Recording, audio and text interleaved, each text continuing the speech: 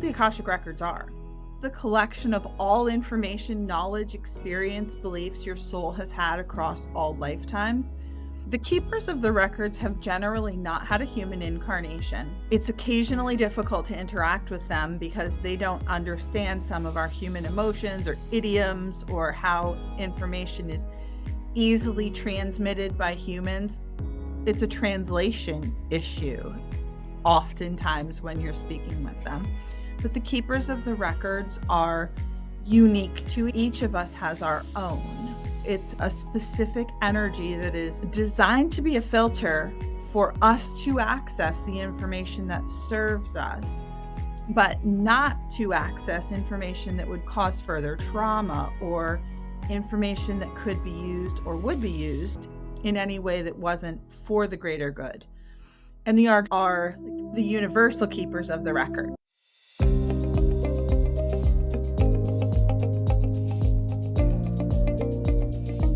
Welcome. This is going to be a fun episode where we get to discuss about Akashic Records. Probably heard of the word Akasha, but what does that mean?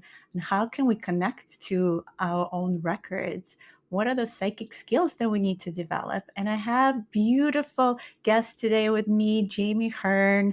She is an author of books like Celtic Goddess and Empath Guide to Develop Your Psychic Skills. She's a badass witch and a reader of Akashic Records, and teaching goddesses how to claim their sovereignty. Welcome, Jami. It's so nice to have you on my podcast. I'm so excited to join you. I should have dressed the part of witch Badass witch. Next time. We'll just add it on with the AI, or maybe not. So, Jami, tell us more about yourself and how did these psychic skills open for you? Is that something you were connected to since you were a kid? And did you know that it was called Akashic Records? I had no idea what any of it was called. I have always been connected. Growing up, I thought that every family had a family that lived in the junk room at the end of the hall. Like, I didn't know that was a unique experience until I was probably about 7 or 8. And I went to my friend's house for my first sleepover. And they were like, no, we don't have anybody who lives in that room. I'm like, yeah, you do. And they didn't know about it. That was when I first started to notice that maybe I was experiencing something that wasn't as mainstream as I thought it was. A lot of kids experience that and then shut it down based on social influences and parents telling them, oh, you're just imagining that. My dad was super connected and open, never talked about it. My mom, she's not connected. At least she won't admit it if she is. But they never told me not to explore that. I was super fortunate to keep that connection all through my adolescence and into adulthood. I always knew stuff. I always had a connection to things that had happened in the past and an understanding of how things fit together. The first time I have a conscious memory of seeing my own Akashic records, and I did not know what they were called, I was a teenager in France. I was visiting there with a choral group. We were singing at a bunch of different, and when we walked into this one cathedral, I saw myself in a congregation, and I was dressed in these clothes that were not contemporary to the 90s. I thought, that's really weird. Does anybody else see all those people over there? Nobody else seemed to really even notice that I was having this experience.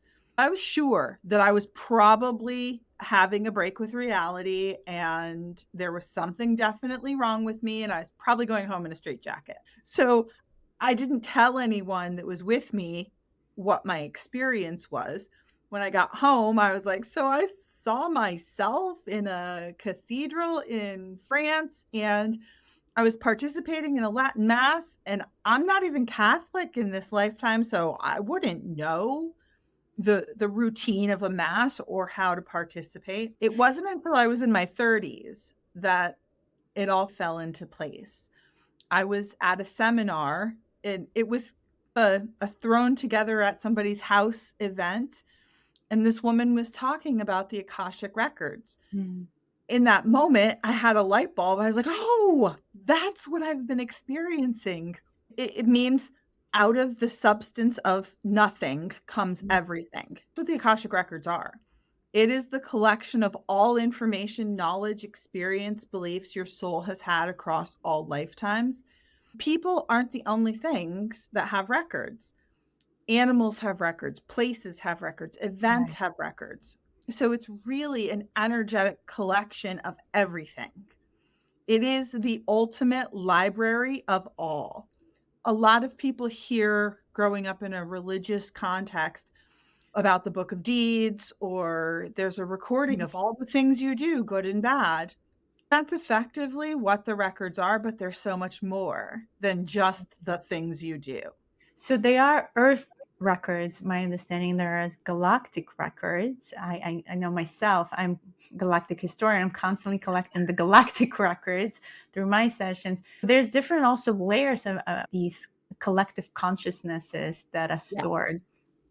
Yeah, the general access point of the Akashic Records, many people believe to be controlled by the Arcturians, and Hmm. I have had numerous interactions with them, especially when I was becoming attuned to teach the records about the energy and the integrity of the records and how to use them for universal benefit and share the information again to benefit everyone.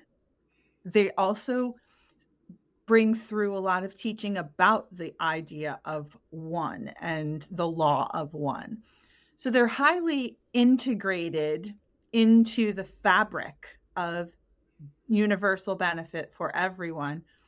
There are multiple layers of access, though. I have a friend who does a lot of galactic work, much like yourself.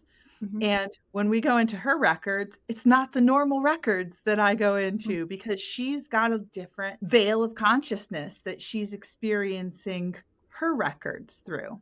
So when I go in to read for someone, I get to see what their soul is calling in, not just the lens that I'm looking through, because Mm. every person has their own unique record, their own unique guides and keepers of the records. So it's a really cool experience. Tell me about the keepers of the records because you mentioned Arcturians. That was really interesting. I did not know the Arcturians are the guardians of the Yeah. Akasha.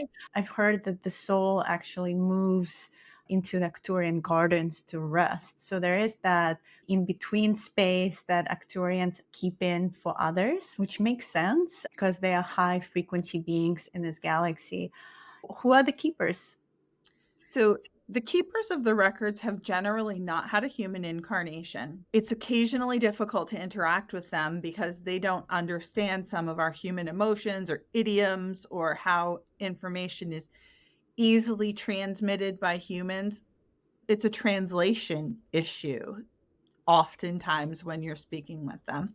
But the keepers of the records are unique to each of us, has our own. It's a specific energy that is designed to be a filter for us to access the information that serves us, but not to access information that would cause further trauma or information that could be used or would be used in any way that wasn't for the greater good.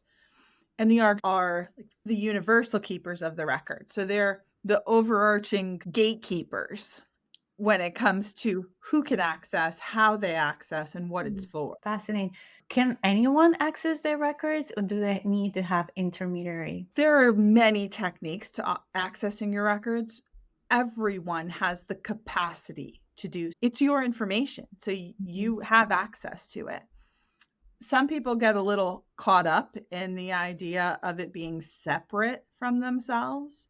So that's a challenge that you have to overcome when you're learning how to access your records. Some people just naturally do it. I always encourage everyone that you can do it and there's no special attunement that's required, but it is easier to do if you get a little bit of guidance around how to do it and how to tap into the frequency of the records. Just like driving a car, if Mhm. you get in, you'll be able to do it. It just may not be smooth and safe, but a little bit of guidance goes a long way. So you need the driving teacher to be next to you and orient you to make sure you don't get on a highway and it gets lost in the galactic highway of sorts. Right. Perhaps that makes sense. When someone is taken into hypnotic states, so for instance, I do quantum healing hypnosis, is that them tapping into their own records It in could some way? definitely be. I think each person has a slightly different experience. I've had QHHT twice, and both of my experiences were vastly different, but that's one level of consciousness that is absolutely easily accessed in that liminal space of hypnosis. And it's a wealth of information. It's definitely a very high likelihood that's where they're extracting a lot of the information from. Because the memories are so alive, and I believe time is not linear. I think time is alive. It's like a sphere. When they go back into that moment and their higher self chooses to show that particular record, they have emotions that tap into it as though they're there real time. I completely agree that time is not linear. I go into the records, they show me timelines, and the threads are so circuitous. It's not easy to follow sometimes. So the idea that time is linear is purely a human convention. For sure. If, for instance, you're doing a reading for someone, is there like a specific protocol? Do you have to get a permission from the person to open their records? Because I studied Akashic Records as well, and the permission I remember was a big part to it, where you write the person's name 3 times. Everyone does it in different ways. Yeah, it is important to get permission because everyone has free will. So you don't want to impose your ideals or intentions on anyone else. And I'm not extremely ceremonial when it comes to opening the records. I ask permission and then I tune in. Some people go through a prayer, some people have a whole process that they incant the name and do all of these fancy steps, and I don't. I have cultivated a very close relationship with my own record guides. So I enter the records by intention and a very brief visualization. If someone is sitting down with me for a reading, I greet them, ask them if they are in agreement to allow me to open the records. I've never had anyone say no. Why would you show up to a reading if you're going to say no? But it's possible. And then I visualize walking through, varies, but typically big, heavy wooden doors into a courtyard. And that's where I began experiencing their records. I have a unique experience, and I don't know what other people experience. So I've not heard of anyone else having this process. But when I first enter a record, I ask that the guides show me something that will be relevant or comforting for the person that I'm reading for. So then they can also start to feel like they're getting into the energy of the records, and that helps open the records and allow the process to flow more fluidly. Do you receive the information when you get into that frequency through images, or are you clairaudient and you hear it?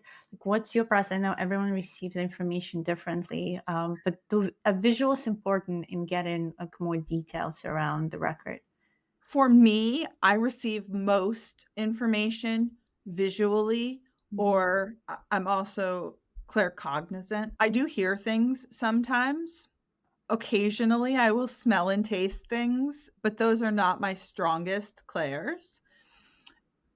Clairsentience is also one that I experience a lot, but I would rather receive a knowing or see a vision rather than feel things. Because let's face it, I have enough of my own baggage. I don't need to be feeling everyone else's stuff too. So, Yeah, so I ask them specifically to show me show you. or allow me to know. And then they just show you pictures of Mhm. that particular soul stream. That's Yeah. fascinating. And you remember what they're showing you? Because there's a lot of information I know in the Yeah. record, and the soul has experienced so much before it even came to Earth. If you're sitting with me, I'm not in a trance. Occasionally, I will close my eyes if I'm trying to find some clarity around a piece of information I'm getting, but it's a conversation between you and me. I share what comes through. You have input too. So it's a conversation. Some of the most interesting things that I experience when I'm inside the records are seeing how the soul that I'm working with two other souls, we can see how other souls have a nexus with your soul without their permission, but we can only look at it from the perspective of the soul who's given permission. For example, my son was very young, and I've been in both of my kids' records tons of times, but I never share the information with them until they were older and able to have a little better understanding of it. My older son had a birthmark on his belly, and I was curious about the birthmark. So I went into the records with the intention of learning about the birthmark, but I went into my husband's records because he was an adult. He could give me permission. And I witnessed the unfolding of a scene that my husband and my son had experienced. That gave me a ton of insight into their relationship and why they are so close. My husband is not my son's biological father, even though they look alike, act alike, and have basically the same personality. So it was a really interesting perspective in understanding how things fit together in this lifetime.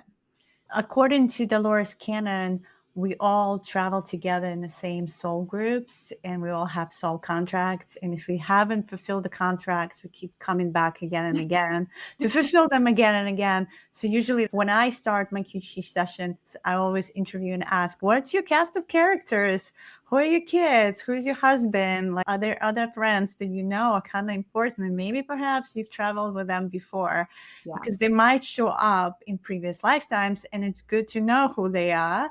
And they always do. You already know there's like this inner feeling. So your biological family is not necessarily always your soul family. Exactly.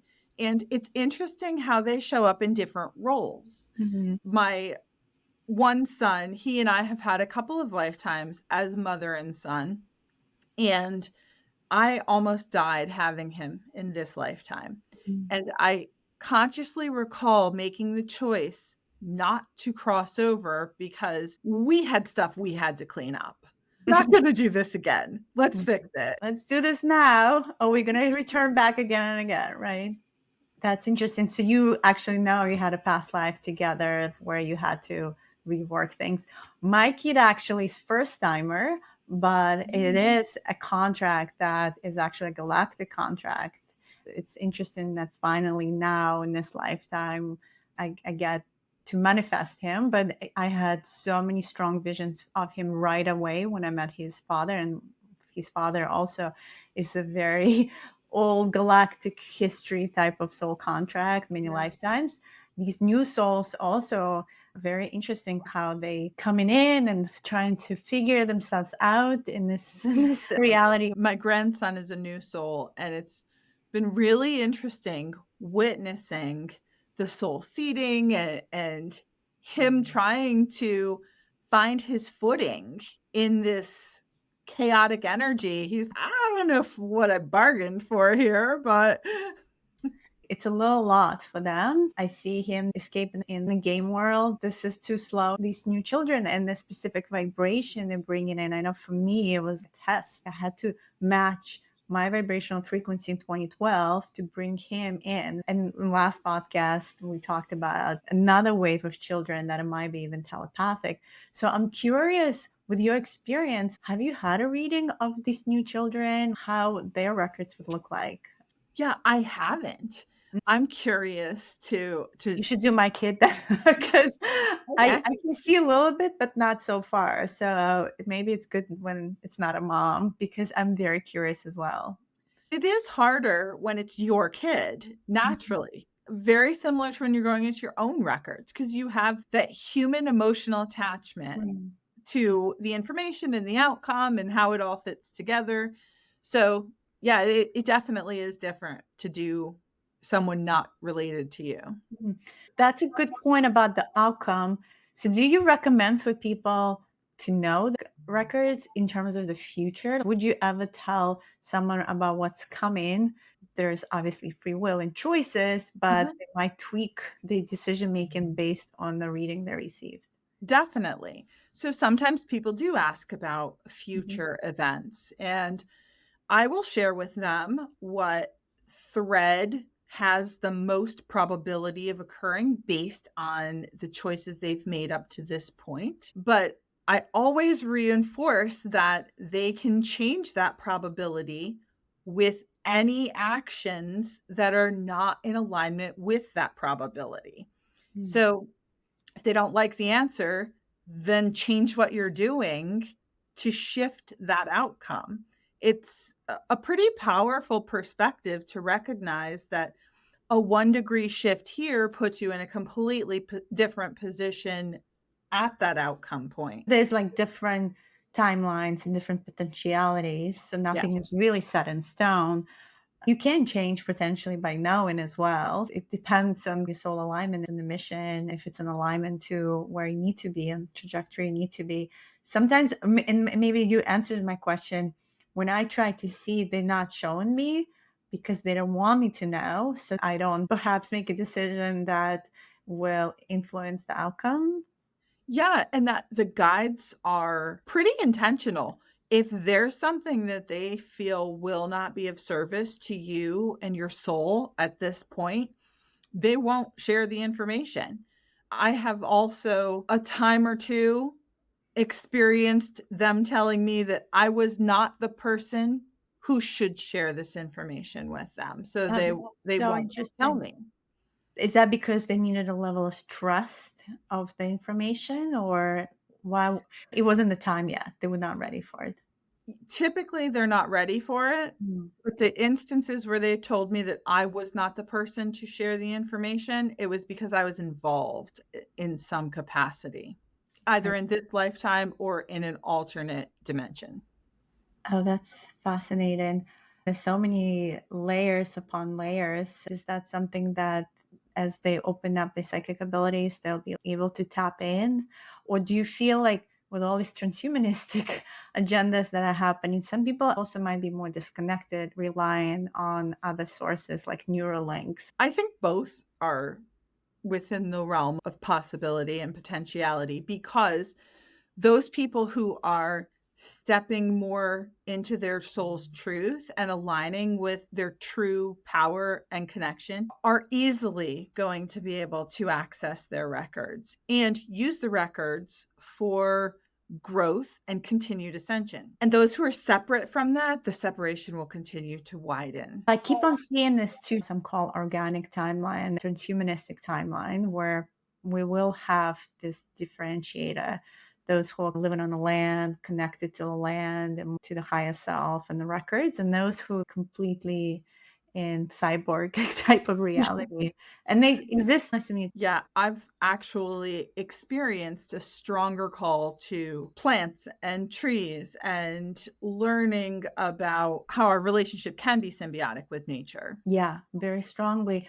It keeps on coming up in the sessions I do and just overall connections I have of how in the other galaxies, but also in our galaxy and other planets, like in the movie Avatar, it's a beautiful depiction. You are part of the planet, you supporting the planet, you're the guardian of the planet, and you glow with the energy of the planet. You listen into the planet every morning in a collective prayer, receiving that Akashic records from the planet herself. I feel Gaia is definitely our mother. And like the more we connect with her, she's on the evolutionary path too. So we're here to Mhm. support her. Does she have Akashic records? I'm sure she Oh does. yeah, the the earth has its own record. Absolutely. Have you ever tried to read her records? I've I have not looked at the collective Mhm. of Gaia's record, but that's a really cool exercise. I think I'm going to add that to my list. I would be curious. I do a lot of earth grid work, and I know every time I'm in a specific spot on Earth doing that work, I'm collecting to different realms. In the episode, we talked about the dragons. We also in Iceland just this past year connected all these like fairies and elves and many Wow. other beings that are here. But there was also this opening there to learn about these petrified dragons that were Mhm. here on Earth long, long time ago. So it was almost like through them we learn about the records of Gaia and what was happening. And then as we put dots together, all of a sudden I was able to see the whole story of these galactic wars that happened here. So for me, it's always been an experience of being at that location specifically, but by locating as well. Nothing really stops us from Right. reading that information. Yeah, Yes. I've always been drawn to accessing information about a specific location. And some locations call me more than others do. It's interesting to explore where those ley lines exist for me personally and for the Earth's energy fields. And it's just a really fascinating way to explore your connection with the Earth and energy and the universe at large. Yeah, and the manifestation of that energy here. I do believe we are called, like you, I am called always to a specific location, specific time. A lot of it is about listening and respecting and honoring the process. Sometimes, like, you want to go there, but it's not the time yet. With Iceland, it was like a 3-year thing. It happened during COVID. I'm like, there's a quarantine there. I can't really go now. It's not the time. But then the energy resurfaced again. This is the year to do it. So the location literally pulls you in energetically. Have you ever went beyond this universe? How does that appear for you? The information that you see? So typically that's a knowing. I don't get a lot of visual because I don't recognize those through my human lens. Mm. I get a lot of just knowing and guidance around that. The one friend that I was referencing before, she has an Arcturian guide who will take me to all of these different places, and he's really great about explaining what they're Mm. showing us. I asked him, "Why can't you just show her this?" And it came back to the same answer that she's emotionally attached to the answers to her questions, and I'm not. Mm. So it's easier for me to pass that information to her through him instead of her trying to decipher the information that's coming through from the clearest lens possible. I just had a session where universal beings came in from another universe, the originators of our humanoid experience in the lion system, these lion beings. And they created the humanoid body. And then they went back to their universe and we described in their universe and how different it is and how in our universe we can have different kind of frequencies, whether we want to call it dark force, just different vibrational bandwidth. That dark force cannot even exist because of the frequency they're in. They seed this type of beings we were specifically made for here, but they do experiments in other universes too. Definitely. I actually today was watching a brief little documentary on the RH factors for human blood. Mm. There seems to be such a strong origin in a region that my family is from. So I want to go into the record of that region and dive into that. That's also on my list of cool things to check out. Mm. Is that like the Celtic background? That's the Basque area of Western France. There was a lot of Celtic civilization in that area. Often people think of Celtic as being Irish, Scottish, Welsh, and the Celtic civilization actually spanned great portion of Europe. There's Irish Celts and then Scottish Celts. Celtic not necessarily just associated with the origin of Ireland and Scotland. So my family has Celtic origins in France. So I'm curious to learn. So the Druids connected to that time frame, right, as well? Yeah, Druids are more strongly connected to Ireland Mm.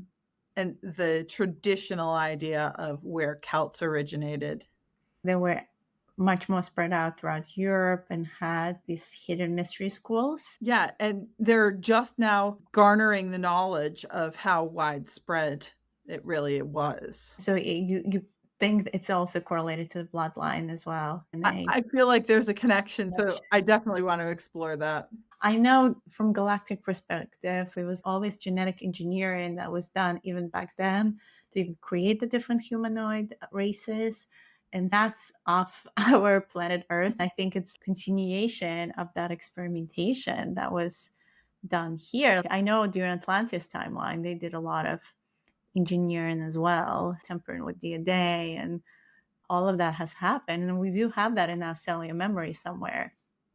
The different DNA variants are fascinating to understand how they work together and how they show up with different characteristics that aren't necessarily within our conscious understanding. And how they manifest even in the features. I always tend to know who is a Lyran or who's more Arcturian. There's like specific dominant features that show up Yeah. as well. Yeah, definitely. I know you also work with goddesses on claiming their sovereignty and just overall helping other people connect to their psychic skills. How you work with the goddesses, because I'm very passionate about activating the goddesses as well, of course. I've always had a connection to goddesses, and about 10 years ago, they started communicating with me. At first, I was like, where am I getting this guidance? It wasn't clear to me where it was coming from. And as it became more and more clear, I recognized, oh, this has been happening for a long time. I was just not aware of the source. So the Morgan is the primary goddess that I connect with. I have much appreciation for many goddesses. I work closely with a lot of other goddesses, but not to pick favorites, but the Morgan shows up most frequently. Describe her frequency for those who don't know. What is special about Morgan? She is definitely the queen of sovereignty. She shows up with a take no prisoners. This is how you get to where you want to go energy. She's known as the goddess of warfare, and she's known as the harbinger of death. So she's not concerned about how people view her. She is only concerned about your opportunity to claim who you are and claim your power. I recently was doing a meditation with a group that I'm traveling to Ireland with, and she said to me, the Morgan energy said to me, "You haven't been here lately." I felt called on the spot because I have not intentionally connected with her in a couple of weeks. She said, your responsibility is to come on a daily basis. If you choose not to, there are consequences. She's not a nurturer. If you're looking for a nurse, go see Mother Mary, or she is very effective in cultivating the frequency and the outcome of claiming sovereignty.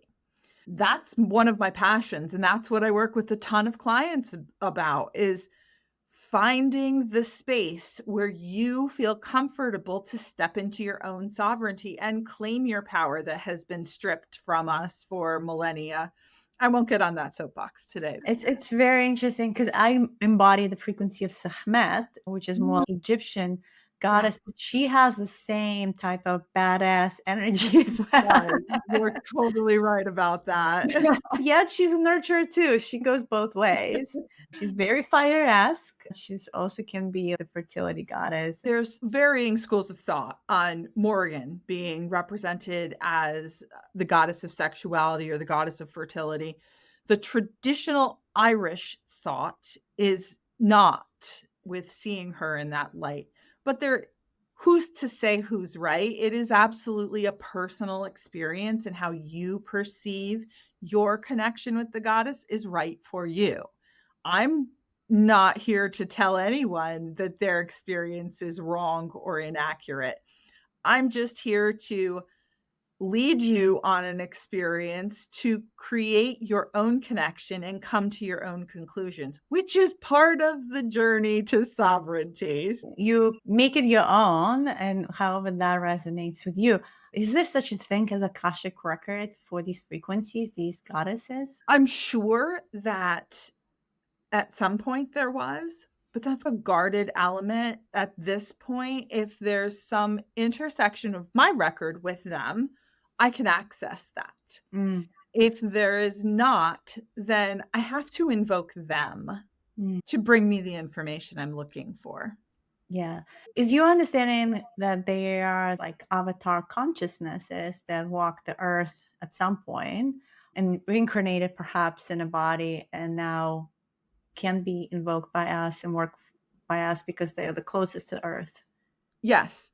My understanding is that they have walked the earth. Now they no longer are inhabiting a body, but they are fractional energies that are accessible to all of us. If you invoke and I invoke and three other people invoke Yeah. all in the same second, the energy of the goddess is able to access and support all of us. The type of energy that is specific to one location, and I can only help one person at a time. That's not my experience with them. That's my experience as well, that it's more of avatar consciousness type of energy that anyone can access to. It seems like everyone's connected to Mary Magdalene or Kuan Yin, Isis, and Mhm. Morgan. And it's whatever resonates with you and how that aligns with maybe the traditions you're coming from, because you work more with the Celtics. Morgan makes sense. And Freya, I know, is another energy there as well. The goddesses have their role. And I think the feminine collective is finally rising again. It's Yeah. finally re-energizing itself and paving the way forward. And I think they were the ones who were carrying all these traditions and carrying all these rituals. I think it's necessary for that divine feminine energy to play a prominent role in the continued evolution of humanity and all of our consciousness, whether it's limited to our experience here on Earth or universally. Why do you think they can't, these goddesses, walk the earth anymore? Is it because vibrationally we're not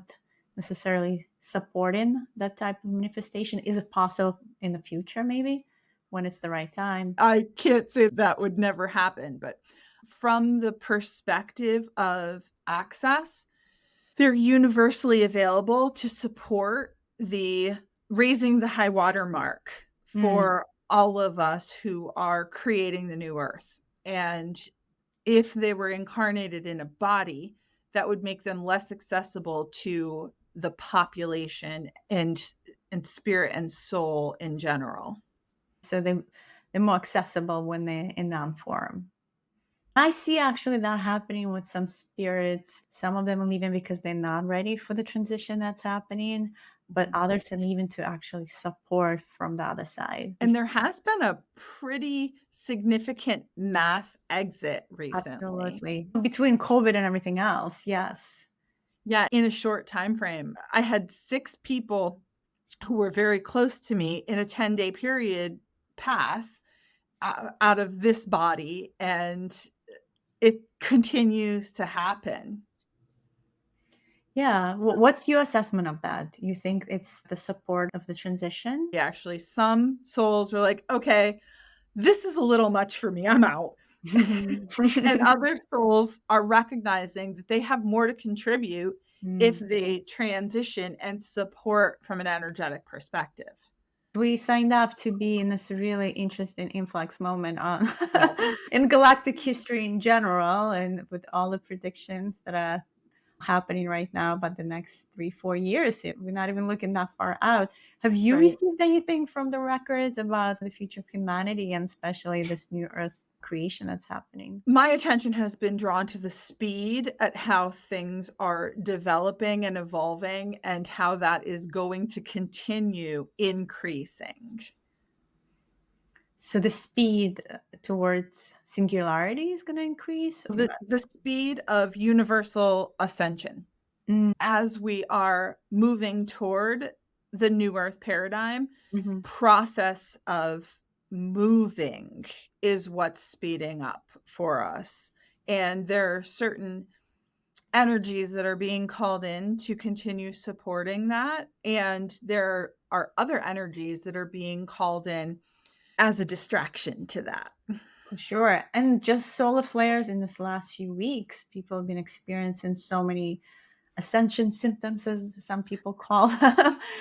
In my vocabulary, it's more like body's tuning, recalibrating, and it's always the last one to catch up. So it might be just a little too much for it. But for those of us who've been on this path for a little longer, we already calibrated, it's not affecting us as much.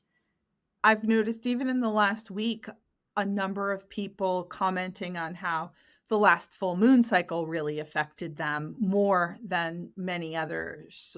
And in conjunction with the solar flares that have been happening, I am not that well versed in astrology, Mhm. but I understand that there's a lot of stuff going on there too, with planets being like all in a clump or something. So many factors that are coming in to affect people. And those people who don't have the same depth of experience in managing these types of different energetic flows, it's harder for them. They just don't have the tools, or they just don't know what is this all about. They just feeling the physicality of the symptom. Almost 4 months it's been very unstable, which is unusual because I sleep very soundly, and I've been waking up at 3, 2 in the morning. So this energy has been really strong, and just now like easing into it. So everyone is very individual, and I think it Yeah. hits us in different ways and helps us to understand what's happening, at least for the little 3D mind to understand. We just Right. gotta surrender. Stress is part of it, of course, but I Sure. think it's more than just. I think the solar flares just gonna continue making it more intense for people. Yeah. And I have erratic sleeping patterns anyway, but mine have been harder to manage in the last few months. Mine often have something to do with a message that needs to be downloaded or contact that needs to be made. I have pretty strict rules around when spirit can contact me, but there are certain times that those rules are broken depending on what the message is or the urgency with which I need to know something. So I've often blamed spirit for my sleep patterns, but there's more to it recently. Yeah, yeah, there's a lot like magnetics of the earth and all these light codes that coming in. I feel like this is the time where we're really holding a container for others and ourselves included to ground more, to rely on these rituals and practices from the past. And I Yeah. know you're starting to work on the witchery aspect of it. So maybe talk a little more about it. What's a badass witch? What is she doing?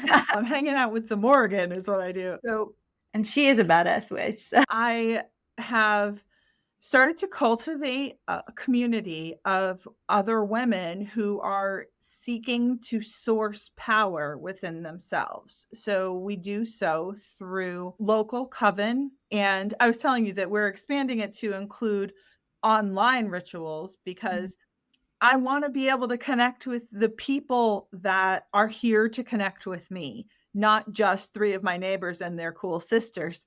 We're creating a container to participate in ceremony and ritual and sisterhood because that's been a challenge for a lot of us who live with the witch wound and the sister wound and have spent so much time in the masculine paradigm being doers and not listening to our bodies and the rhythms in nature and all the things that the moniker witch enables us to connect with without Mhm. apology. So maybe the word witch itself is very condescending, I feel. Like when someone calls you a witch, bruja, or whatever, people develop this cultural norm that it's evil. That's absolutely true. When in fact, wouldn't you think that the people who were hunting the witches were probably more evil than the witches ever could have been? But actually, I've actually had another Akashic experience in my own records with an ancestor who was burned at the stake. And in the vision I experienced, she turned and looked at me and I could see my eyes looking back at me. And I have a unique eye color. It's not blue, even though you tell people it's blue, but it's a gray color. So seeing her with my eyes was a really powerful experience, and then watching her tied to the pyre. So that really sparked my desire to reclaim the heritage that had been stolen from my family and me by society's fear. And that's really where the association with witch being a bad thing comes from, fear. Yeah, I agree. I actually have past life memories as a witch being burned at the stake in Eastern Europe. And I was just a herbalist and living in a forest and not necessarily even doing all the witchy rituals, but they were considered witchy rituals because you were a healer. You were Yeah. working with herbs. You were connected to nature. You knew things that maybe others have not, that could have been like weird, right, outside of the norm. And therefore, they categorize you as an evil one or a threat because you're So unpredictable. was it in the Carpathian Mountains? I'm not sure. I only can see the forest, Mm. so it's somewhere. It's hard to say exactly the location, but it was very foresty area. So I would be so curious to dive in and find out where that was, because the vision that I experienced was in the Carpathian Mountains. So Um, it would it I get curious about stuff like that. And I think I that's wouldn't what rule it out because I'm yeah. from Eastern Europe myself, and I was born in Belarus, so it's not that far out. And I think it might be in that region, very possible. I had to clear that out of my field because Yes. it was literally an energy in my field that a shaman saw in 2012. I was not even aware of. The badass witch is my courageous self stepping into Celtic Goddess is actually one of the goddess gatherings, grabbing the fire wands and starting to play with fire and getting a little more comfortable with fire and embracing the element of fire, no longer it being a trauma, but actually Yeah. a power tool. Yeah. And transmuting that trauma Transmuting. into accessing the power you can source from it is claiming your sovereignty. That's So right. that's beautiful. It was incredible experience being surrounded by other goddesses and doing that because of course my inner self was just like not sure, but the more I did it, the more I was reclaiming my powers. I'm an Aries by zodiac, so I'm like it is my element and I finally not afraid of it, knowing also that fire is this element that I can actually see in other star systems. It really brings Cool. it back to the source. Fire is a really important element in this reality. That's the reclamation process is super important. And I honor your work that you do with the goddesses for others. I try to do that as well on my end. And I feel the more women circles we build and the more we help others to remember who they are and go through the traumas, release those trapped emotions, release Yeah. these moments in time in the past that where we lost that power. Absolutely. And we need the community of other women to help us through that process. There are a lot of people who are solitary on this journey, and I have spent time as a solitary practitioner. It moves a lot more quickly when you bring the energy of a group together, because everyone together raises the high water mark so much more quickly than one is able to in the same amount of time. For sure, there's a definitely power of the group. I think more and more we're stepping into community building now and creating these circles wherever we are. I'm creating a circle now in New York City for light language. We can pull people back in to feel their energy, to feel who they are outside of the mind and just being together, like holding hands and feeling the energy flowing. It's just so powerful. How we used to do it back in the old days. Right. We were so tribal. It was all about community. Humans are social beings, and from the get go, I feel like anyone who is claiming that they know more than others and they're trying to put themselves on a pedestal forgot the old ways, because it was always about togetherness. Absolutely. And I've had the conversation with some of the women in my circle about putting people on a pedestal. Like one girl came from a very traumatized background. And she kept saying to me, I want to be strong like you. And I said, let's delete that.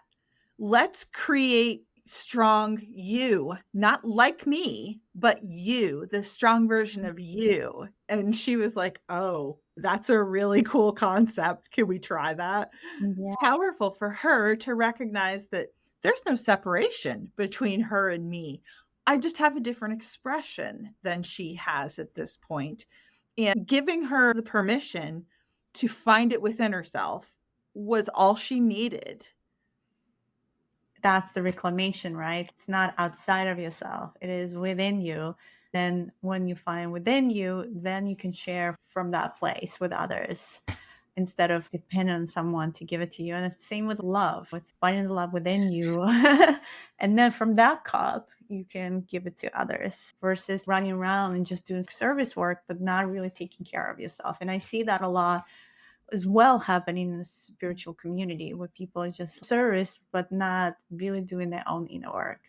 Yeah. Learning to self source what you genuinely need is a skill. It's not like we were taught that as little girls. No. It's a process and it takes some work, but there are women like you and me who are holding space for other women on this journey. I hope that people who are wanting to self source those inner qualities find us because that's why we're here. That's why we're here. It's a perfect segue, Jamie, to tell us how to find you. What's the best way for those who resonate and to get a hold of you? You can find me on my website, and it's jamihearn.com. There's no E in Jamie. My mom spelled it that way, so I would be unique. Or you can also find me on rootedinmagic.com. And you can also check out Jamie's books on Amazon, Celtic Goddess and Empath Guide to Develop Your Psychic Skills. Yes. Those are the two main books. I have a few other books, but those are the two that I just released in 2023. Those are the ones that I'm most passionate about at the moment. Amazing.